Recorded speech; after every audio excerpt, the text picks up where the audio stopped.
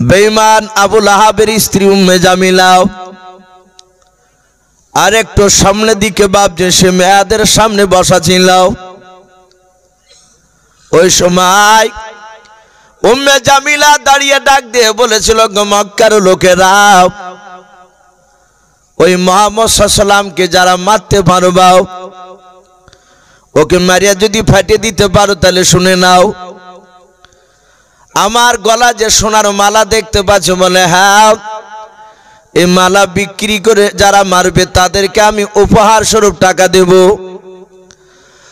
আল্লাহ রাসূল পাহাড়ের চূড়ায় দাঁড়িয়ে নবীজি কান্না শুরু করে দিলেন। আল্লাহকে ডেকে বলেন, আল্লাহ, হাজার হাজার লোক তারা সবাই মিলে কলমা পড়েছিল, আমার চাচা আবু লাহাব বাবার রাস্তা থেকে তাদেরকে সরে নিয়ে চলে গেল গুমরাহ রাস্তার দিকে। ওগো আল্লাহ, এদের কার মুসলমান বানাতে পারলাম না। নবীজি জানতেন হেদায়েতের মালিক বাপ যে আমার আল্লাহ।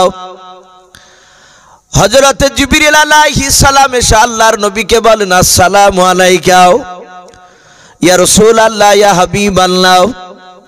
নবী আপনি কাঁদবেন না, যেই বেঈমান আবু লাহাব আপনার রাস্তা থেকে ওই লোকদেরকে ফিরে নিয়েছে, বলে হ্যাঁ।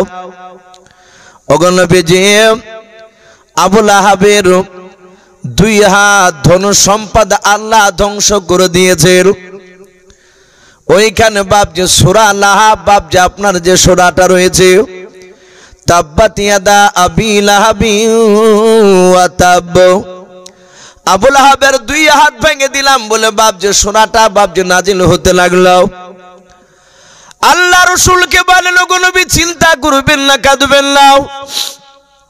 যেই সব লোক কলমা পড়ার পর কলমা থেকে আবার বেঈমান আবু লাহাবের দলের দিকে চলে গেল, ওই সব লোকেরা কিয়ামতের ময়দানে জাহান্নামের আগুনের লাকড়ি হবে। ওগো আল্লাহর নবীজি, সেই লাকড়িতে আপনার আপন চাচা আবু লাহাব ওই জাহান্নামের আগুনে জ্বলতে থাকবে।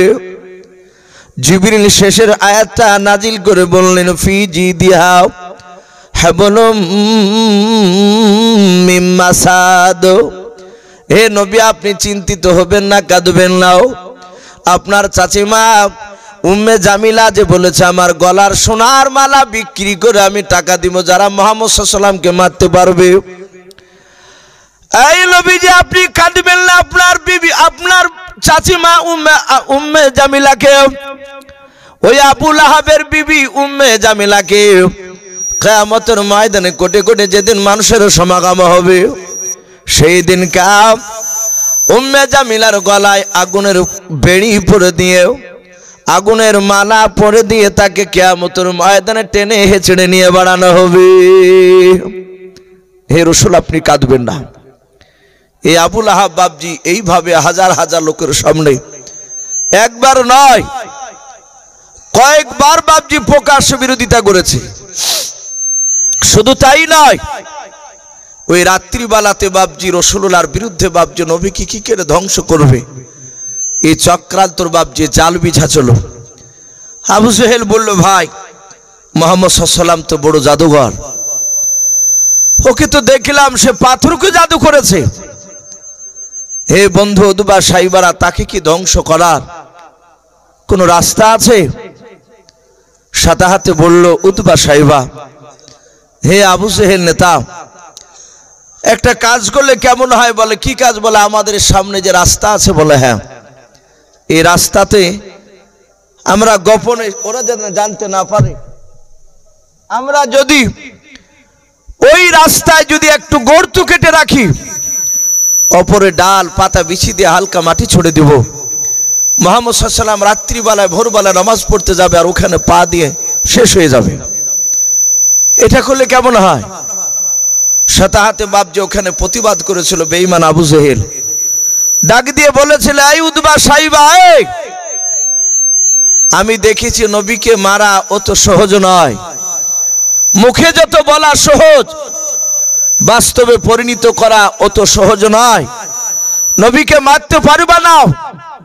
উতবা সাইবা ডাক দিয়ে বলল, ভাই, মুহাম্মদ সাল্লাল্লাহু আলাইহি ওয়াসাল্লামকে এমন কি জিনিস দেখেছো যে তাকে মারতে পারা সম্ভব নয়, ওকে মারা যাবে না ডাইরেক্ট? এই আবু জেহেল ওই সময় উতবা সাইবার সামনে, আবু লাহাবের সামনে, আবু সুফিয়ানের সামনে ওই রাত্রিবেলায় বাপজি আবু জেহেল বলেছিল, কারণ বিশ্ব নবীর বাড়ি আর আবু জেহেলের বাড়ি একেবারে কাছাকাছি। জানি না এখানে হাজী সাহেব আছেন কিনা।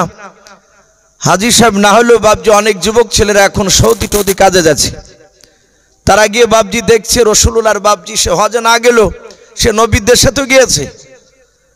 সেখানে বাপজি অনেক মানুষ আবার এসে ফতোয়া দিচ্ছে, একটা ছেলে যদি কাজ করতে যদি যায়, কাজ করতে গিয়ে বাপজি সে হয়তো হজ করেছে, সেখানকার যে হজের নিয়ম সেগুলো পালন করেছে, করার পরে সে হয়তো দাড়ি মাড়ি রেখিয়ে দিয়েছে, পাঞ্জাবি পরে এসে বাপজি সে বাড়িতে বেশ সুন্নতি কায়দায় যাকে বলে একেবারে ভালো মানুষের মতন সে চলাফেরা করছে।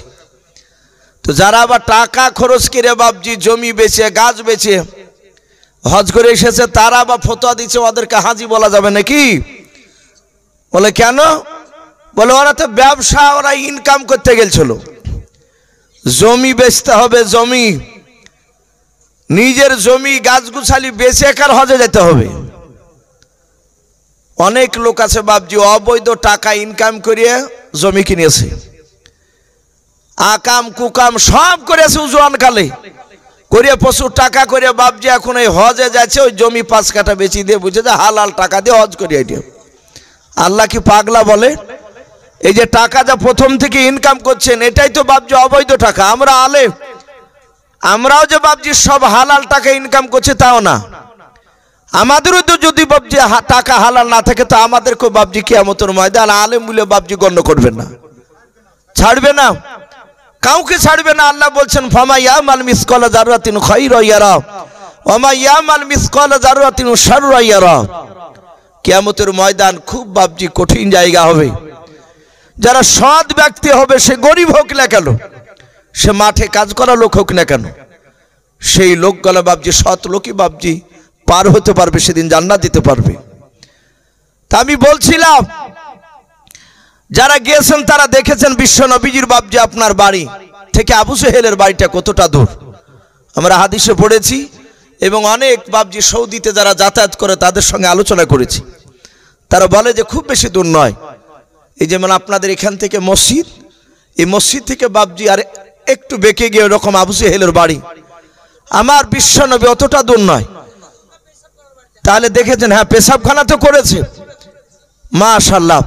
তো কথা হচ্ছে দেখেন অনেক সাধারণ ছিল বাপজি, তারা রাসূলুল্লাহ দুশমনের বাড়ি দেখে এসেছে।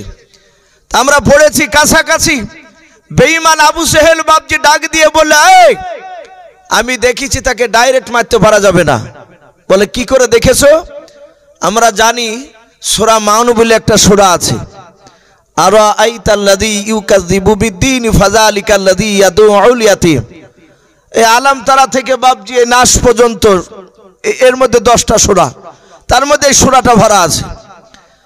তো এই ফাযালিকাল্লাযী ইয়াদউল ইয়াতীম, এতিমের কথা আলোচনা করতে গিয়ে বাপজি একটা ঘটনা তুলে ধরেছে। দুটো বাচ্চা ছেলে, বড় ছেলেটার নাম কেতাবে দেয়নি, বড় ছেলেটার বয়স 10, ছোট ছেলেটার বয়স বাপজি 2 বছর কম, 8 বছর। এরা দুটো ভাই বাপজি ছোট্টবেলায় তাদের মা বাপকে হারিয়ে ফেলেছে।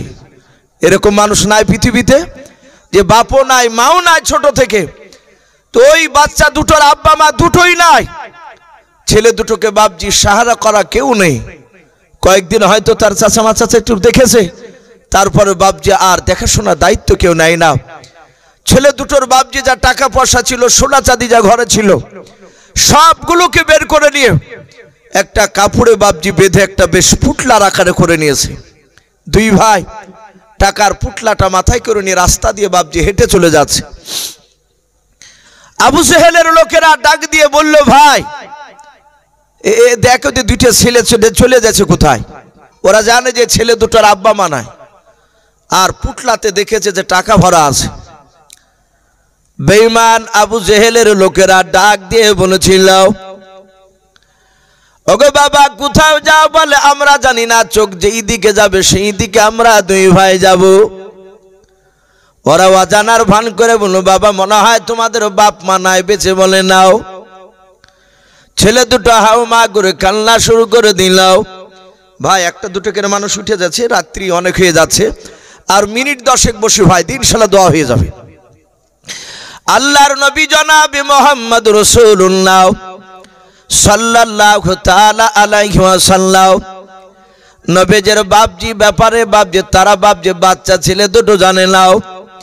ওই ছেলে দুটো কেঁদে কেঁদে বলেছিল, চাচা আমাদের চোখ যেই দিকে যাবে সেই দিকে আমরা চলে যাব। বলে তাই নাকি? বলে বাবা হ্যাঁ। ডাক দে বলো, বাবা কোথায় যাওয়া লাগবে নাও? বলে কোথায় যাব? বলে ওই দেখো সামনে বাড়িখানা দেখতে পাচ্ছ? বলে হ্যাঁ। ওই বাড়িটা আবুল হিকামের বাড়ি, আবু জেহেলের বাড়ি। এই কথাটা বলে নাই, কারণ অতিরিক্ত লোক বেঈমান আবু জেহেলের বাড়িটা বাপজি লক্ষ্য করে দেখে দিলাম। বলে বাবা ওই বাড়িতে লোকটার নাম হচ্ছে আবুল হিকাম, জ্ঞানী গুণী বুদ্ধিজীবীর বাপ। সেই লোকটাও এত ভালো মানুষ, তোমরা তার বাড়িতে যেয়ে থাকবা, খাওয়া দাওয়া পুরোবা, তার বিনিময়ে 1 টাকাও নেবে নাও। বলে চাচা এত ভালো মানুষ আছে? বলে হ্যাঁ। বাচ্চা ছেলে দুটোকে বাপজি ধরে নিয়ে গেল। টাকার পুটলাটা বাপজি আবু জেহেলের চামচারা হাতে ধরে নিয়ে যাচ্ছে। আবু জেহেলকে ইশারা করে বাপজি ডাকলো, আবু জেহেল চলে আসলো। চোখের বাপজি একটু ইশারা করলো। তারা বলতে চাইলো এই ছেলে দুটোর টাকার পুটলা একটু অভিনয় কৌশলে কেড়ে নিতে হবে। আবু জেহেল ইশারা করে বলে চিন্তা করো নাও। টাকার পুটলাটা হাতে করে নিয়ে বলল, বাবা এতে কি আছে? বলে সোনা চাঁদির টাকা আছে আমাদের। বলে আর টাকা আছে? বলে না, ঘরে যা টাকা পয়সা ছিল সব বেঁধে নিয়েছে, এগুলোই আমাদের সম্পদ। এই বাবা তোমাদের কি আব্বা বেঁচে নাই, মা বেঁচে নাই? বলে নাও। ডাক দিয়ে বললো, বাবা কান্না করবা না। আবু জেহেল নিজে হাতে বাচ্চা ছেলে দুটো চোখ মুছে দিলাও। ডাক দিয়ে বলেছিল, বাবা আমার বাড়িতে খাওয়া দাওয়া থাকবা, আমার টাকা থেকে পোশাক কিনে দেব তোমাদেরকে। এই টাকার পোটলাটা আমাকে আমানত স্বরূপ তোমরা রাখতে দাও। এই পোটলা থেকে 1 টাকা আমি নেব না, খরচ করবো না কোনো জায়গায়। বাবারে যতদিন তোমার মন চাইবে তোমরা 2 ভাই আমার বাড়িতে থাকবা, তার বিনিময়ে তোমাদেরকে টাকা লাগবে নাও, খাওয়া খরচের টাকা লাগবে না। তাই নাকি চাচা? বলে হ্যাঁ। আমি তোমাদেরকে ইচ্ছাকৃত বের করে দেব নাও, যতদিন তোমরা স্বইচ্ছায় বাড়ি থেকে বেরিয়ে না যাবা। ওরে বাবা যতদিন তোমরা স্বইচ্ছায় যেদিন বেরিয়ে যাবা সেদিন টাকার পুটলাটা চাইবা, আমি আমানত স্বরূপ যে রেখেছিলাম ওটা ফেরত দিয়ে দেব। বাচ্চা দুটো বলল, চাচা এত ভালো মানুষ আপনি? বলে হ্যাঁ। আল্লাহর নবী জনাবে মুহাম্মদ রাসূলুল্লাহ সাল্লাল্লাহু তাআলা আলাইহি ওয়াসাল্লাম দরদি নবী বাপজি আপনার ওই বাচ্চা ছেলে দুটোর ব্যাপারে তো কোনো জানতেন না। ছেলে দুটো থাকতে লাগলো 1 দিন 2 দিন 3 দিন পার হয়ে বাবা 4 দিনকার দিন সকালবেলায় আবু জেহেল বলল তার বিবিকে বাচ্চা ছেলে দুটোকে খাবার খেতে দিয়ে দাও। বাচ্চা ছেলে দুটোকে খাবার দিয়ে দিল। বাচ্চা ছেলে দুটো বাপ যে 2টা বাসন নিয়ে তারা 2 হাত দিয়ে 2 ভাই 2-3 বার বাপ যে লোকমা মুখে দিয়েছে। আর ওই সময় বেঈমান আবু জেহেল ঘরের ভিতর থেকে বাবা তলোয়ার হাতে করে নিয়ে এসে চোখগুলো বাপ যে আপনার লাল করে বের করে ওই বাচ্চা ছেলের সামনে থেকে বাবা খাবারের বাসন দুখানা বাপজি টেনে নিয়ে নেওয়ার পর তলোয়ার দিয়ে বাপ যে ভয় দেখাতে লাগলো। ডাকে দিয়ে বলল বেটা এক্ষুনি বাড়ি থেকে বেরিয়ে যা, নালে তলোয়ার দিয়ে তোদের 2 ভাইকে জবাই করে দেব। ডাক দিয়ে বলেছিল চাচা কেন বের করে দেবেন? বলে আর তোদের 2 ভাইকে আমার বাড়িতে থাকতে দেব না। ডাকে দিয়ে বলেছিল চাচা এরকম তো কথা ছিল না। বলে ওরকম কথা ছিল না, ও সবগুলো আমি শুনতে চাই না। এই এখনই বেরিয়ে যাও। ডাক দিয়ে বাচ্চা ছিল দুটোকে দেখে কেঁদে বলেছিল, চাচা তাহলে আমাদের টাকার পোটলাটা আপনি আমাদেরকে দিয়ে দেন, আমরা আবার যেই দিকে চোখ যাবে সেই দিকে চলে যাব। আবু জেহেল বলল, টাকার পোটলা পাবি না? বলে কেন চাচা? বলে আমার বাড়িতে যে কদিন ধরে খাবার খেয়েছিস তার বিনিময়ে টাকার পোটলা ভরে গিয়েছে, আমি তোদেরকে টাকার পোটলা ফেরত দেব না। আল্লাহ রসুলের বাপ যে আপনার সামনে নয়। বেঈমান আবু জেহেল ওই বাচ্চা ছেলে দুটোকে বাপজি গলায় ধাক্কা দিয়ে বাড়ি থেকে বের করে দিল। বাচ্চা ছেলে দুটো বাপজি ভয়ে আর দ্বিতীয়বার বাপজি কথা বলতে পারলো না, কারণ আবু জেহেলের বাপজি চোখের তাকানো ভালো ছিল না, তার এমন বাপজি মেজাজ হাই হয়ে গিয়েছিল। বিশ্ব নবীজির বাপজি আপনার নয় দুশমন বেঈমান ওই বাচ্চা ছেলে দুটোকে বাপজি হয়তো জবাই করে দিবার কথা বলতে গেলে, তাই বাচ্চা ছেলে দুটো বাপজি ভয় আর কথা বলল না, তারা কাঁদতে কাঁদতে চলে যাচ্ছে। আর বারবার পেছন দিকে আবু জেহেলের বাড়ির দিকে ঘুরে ঘুরে তাকে থেকে দেখছে টাকার পুটলাটা কেড়ে নিয়েছে আবু জেহেল। ওই বাচ্চা ছেলে দুটোকে বাপজি রাস্তার মাঝখানে ওই আবু জেহেলের বাপজি লোকেরা যারাই তার বাড়িতে নিয়ে যেয়ে দিয়েছিল, তারা আবার অভিনয় করে বাপজি এসে বলেছিল, বাবা কেন কান্না করতে করতে চলে যাচ্ছে আবু জেহেলের বাড়ি থেকে? বলাও ডাকে দিয়ে বলেছিল, চাচা আবু জেহেল লোকটা বড্ড ভালো লোক নাই, খারাপ লোক। বলে কেন রে বাবা? বলে আমাদের সঙ্গে বেঈমানি করেছে, কথার ওয়াদা খেলাপ করেছে, আমাদের টাকার পুটলা কেড়ে নিয়ে দেয় নাই। ও চাচা একটু দয়া করে টাকার পুটলাটা তার বাড়ি থেকে কেড়ে নিয়ে সব চেয়ে নিয়ে এসে দিয়ে দাও। ওই বাচ্চা ছেলে দুটোর কথা শুনে আবু জেহেলের লোকেরাও তারা মনে মনে ভাবলো উপযুক্ত বিচার করেছে আবু জেহেল, এবার আবু জেহেলের কাছে এরা চলে যাবে, তারপর আমরা আবু জেহেলের বাড়িতে গিয়ে টাকার পোটলা থেকে ভাগ চাইবো, যেহেতু আমরা তার দলের লোক। বাচ্চা ছেলে দুটোকে বললো, বাবারে মক্কা নগরীর কোন মানুষ আবু জেহেলের কাছে যেতে পারবে না টাকার পোটলা বলে। বলে চাচা তাহলে কি টাকার পোটলা আর পাবো না? বলে নাও, কিন্তু বাবারে টাকার পোটলা একটা মানুষ বিচার করে দিতে পারে। বলে কে গো? তাদের ধারণা ছিল বেঈমান আবু জেহেলদের লোকেদের, তাদের মনের তামান্না ছিল যে আল্লাহ রসুলের কাছে গিয়ে টাকার পোটলার কথা বললে নবী রসুলরা আল্লাহকে ছাড়া পৃথিবীর কাউকে দেখে ডরাই না, ভয় পাই না। বলুন সুবহানাল্লাহ। ভাই সঙ্গে সঙ্গে ডাক দিয়ে বলেছিল, গো বাবা ওই দেখো বাড়িখানা দেখতে পাচ্ছ? বলে হ্যাঁ। মুহাম্মদ সাল্লাল্লাহু আলাইহি ওয়াসাল্লাম তার নাও, সে নবী দাবি করেছে, যাও ওই লোকটার কাছে গিয়ে দাবি করলে তোমাদের টাকার পোটলা বিচার করে দেবে। ওই আবু জেহেলের কাছে যেতে পারবে ওই লোকটা, তাছাড়া কেউ যেতে পারবে না। ওই বাচ্চা ছেলে দুটো বাপজি চলে গেল। আবু জেহেলদের বাপজি লোকের বাপজি এটা ধারণা ছিল নবী যখন যাবে আবু জেহেলের বাড়িতে টাকার পোটলা নিয়েও, যখন টাকার পোটলা চাইবে আর ওই সময় বেঈমান আবু জেহেল গলার ঘরের দরজা বন্ধ করে দিয়াও মুহাম্মদ সাল্লাল্লাহু আলাইহি ওয়াসাল্লামকে মারবে। আর আমরা মুহাম্মদ সাল্লাল্লাহু আলাইহি ওয়াসাল্লামের কান্নার চিৎকার আওয়াজ শুনে আমরা ঘরের বাইরে থেকে দূর থেকে আমরা হাত তালি মেরে আনন্দ ভোগ করব। মুহাম্মদ সাল্লাল্লাহু আলাইহি ওয়াসাল্লাম গেলিটের ভাবে, আর আবু জেহেলের এক নম্বর চোখের কাটা হচ্ছে মুহাম্মদ সাল্লাল্লাহু আলাইহি ওয়াসাল্লাম। সব সময় আমাদেরকে যুক্তি দেয় যে মুহাম্মদ সাল্লাল্লাহু আলাইহি ওয়াসাল্লামকে মেরিয়াই, আজ ওর বাড়িতে যাক দেখি কিভাবে মারবে, আমরা দূর থেকে দেখব। বাচ্চা ছেলে দুটো বাবাও আল্লাহ রসুলের কাছে গিয়ে বাপজি ডাক দিল। বিশ্বনবী ভিতর থেকে বেরিয়ে এসে বাপজি সালাম দিলেন, আসসালামু আলাইকুম ওয়া রাহমাতুল্লাহি ওয়া বারাকাতুহু। আল্লাহর নবীজির এত আখলাক চরিত্র ছিল বাবা, বিশ্বনবী আমার ছোট্ট ছেলেকে পর্যন্ত আগে সালাম দিতেন। বলুন সুবহানাল্লাহ। আমরা সালাম দিই না ভাই, অনেক আলেমকে দেখেছি তাকাতাকি করে যে আমি আগে দিলে মনে হয় সম্মান কমে যাবে, ওই দেখিনে ও ভাবে যে আমি অমুক টাকা পয়সাওয়ালা মালিক, ওই দেখি দিছে কিনা, দেখা যায় দুজনায় বাপজি তাকাতাই করতে কেউ কাউকে দেয় না। এরকম অনেক জায়গায় ঘটে।